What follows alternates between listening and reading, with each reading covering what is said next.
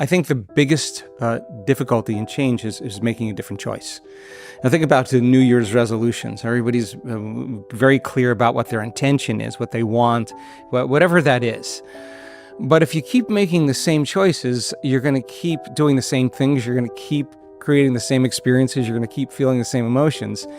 And your biology and your neurocircuitry and your chemistry and your hormones and even your gene expression is going to stay the same because you're the same.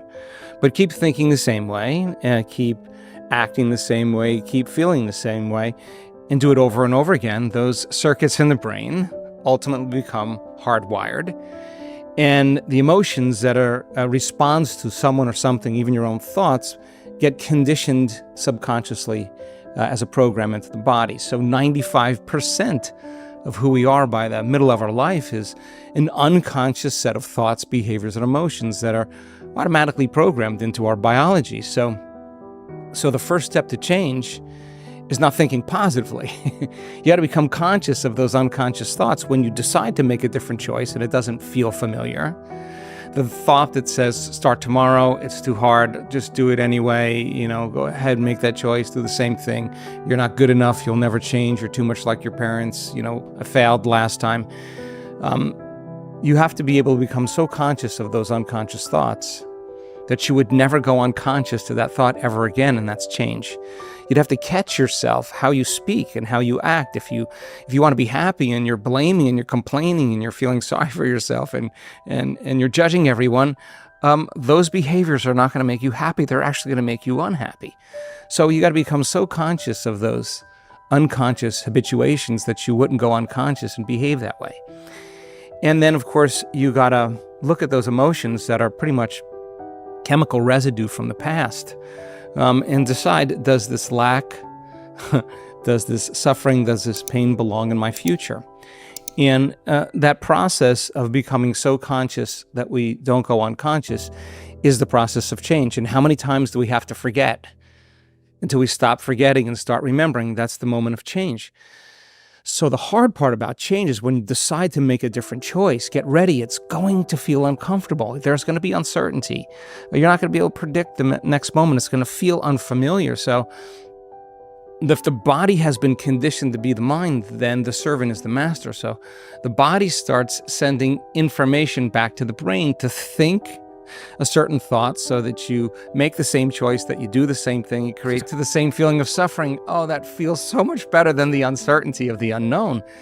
So going from the old self to the new self and crossing that river literally is a neurological, it's a biological, it's a chemical, it's a hormonal, it's a genetic death of the old self. That's the phoenix lighting itself on fire. And most people would rather cling to that familiar place than take a chance and possibility. That void, that vacuum actually is the perfect place to create it. And we discovered this, that the brain changes the most when you get to that point where you think you can't go any further and you want to quit. If you go past that point, that is the unknown.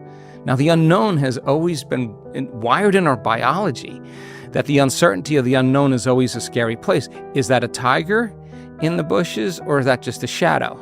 So the unknown becomes a very scary place when we're living in survival. So most people never take that chance and possibility. But if a person's actually taught how to execute in the unknown and there's nothing scary there, and they can apply the same principle and say, what thoughts do I want to fire and wire in my brain?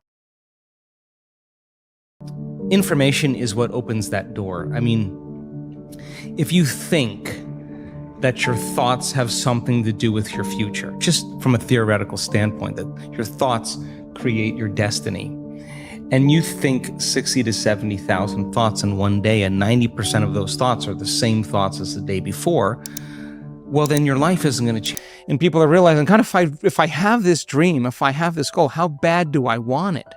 And if they really want it, and we've all done this, you sit down and you say, what would it be like to be super healthy, super wealthy, super in love, super mystical, transcendental, whatever it is? Like, you ask that question and your brain gets really creative. It starts binding circuits in new ways, and you start getting this vision of the future, this possibility that you actually put yourself in this future reality.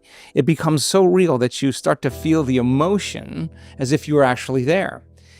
And so that moment when you come out of your resting state, the stronger the emotion you feel when you hold that vision, the more you'll remember that vision. That's creating a memory.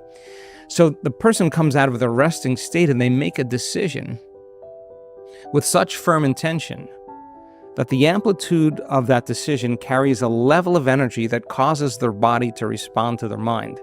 That their choice that they're making in that moment becomes a moment in time that they would never forget. They'll say to you, I remember the moment I made up my mind to change. I was in this place, I was with these people, I was this particular time.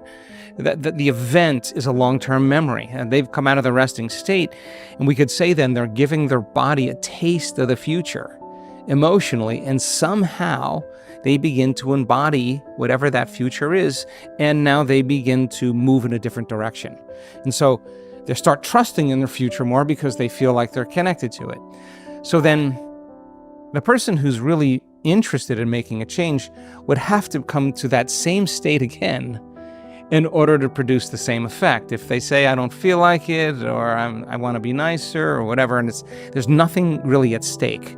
Intention is really meaning. You gotta have a meaning behind what you're doing. So people who now say, I want a better life, I can't have a better life unless I change. And when I change, my life will change. Now you're not so interested in what's happening out there. You're more interested in what's going on inside of you.